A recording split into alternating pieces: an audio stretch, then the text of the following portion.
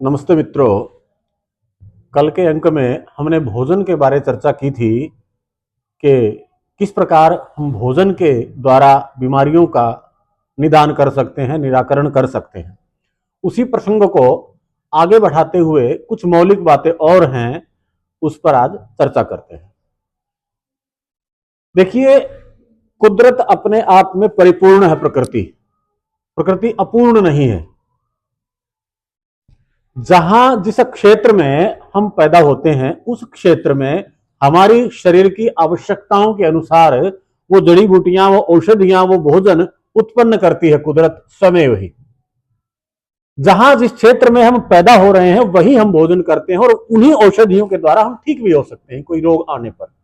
अव्वल तो वहां के अनुकूल हम भोजन करते हैं तो बीमारी नहीं हो सकती। फिर भी किसी कारण विशेष से कोई रोग आ भी गया तो आप उसको उसी क्षेत्र में होने पर उत्पन्न होने वाली औषधियों के द्वारा ठीक कर सकते हैं। दूसरा, एक सामान्य बात आपको बताता चलूं। आयुर्वेद के अंदर एक सिद्धांत आता है, हित भुक, मित भुक और ऋत भुक, तीन सिद्धांत आते हैं। और इससे पूर्व एक और होता है कि स्वास्थ्य की तिपाई क्या है, कैसे हम निरोग रह सकते हैं। आहार, निद्रा और ब्रह्मचर्य। हमारा आहार समुचित संतुलित होना चाहिए, सात्विक होना चाहिए और निद्रा हमारी पर्याप्त होनी चाहिए, न बहुत कम सोना न अत्यधिक सोना।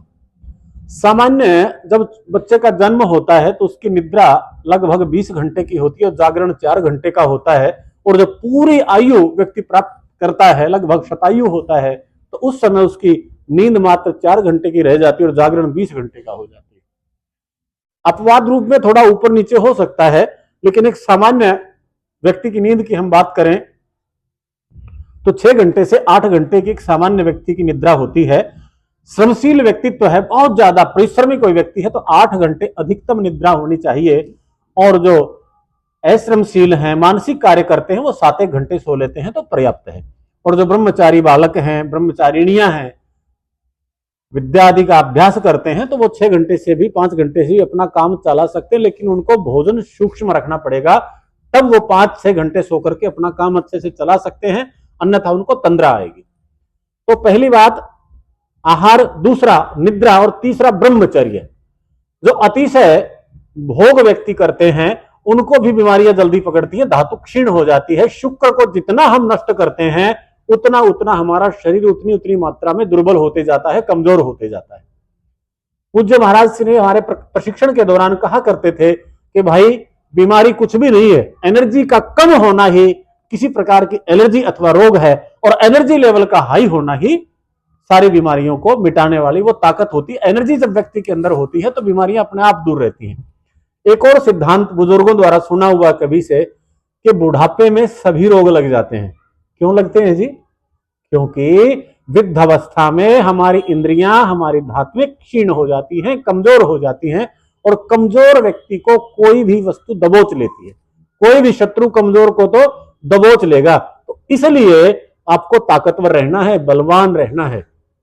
वो चाहे आप दिनचर्या ठीक रख के रखो, आप भोजन ठीक रख करके रखो, अथवा आयुर्वेद के रूप में जो इतने रसायन भरे पड़े हैं, आयुर्वेद में कोई भी केमिकल नहीं होता मित्रों। आयुर्वेद में कोई भी बीमारी के लिए केमिकल नहीं दिया जाता। आयुर्वेद में जितनी भी औषधियां होती है सभी रसायन रूप में होती हैं।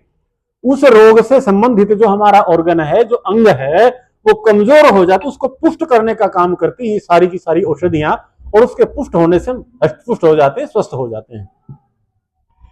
अगली बात एक छोटी सी कहानी के द्वारा आपको बताता हूं। जिन दिनों हम व्यायाम किया करते थे, अखाड़े के में हम बैठे थे और हम ऐसे ही चर्चा कर रहे थे, क्योंकि मुझे बचपन से ही इन सब बातों का शौक रहा, तो हम चर्चा कर रहे थे कब क्या कैसे कितना खाना चाहिए।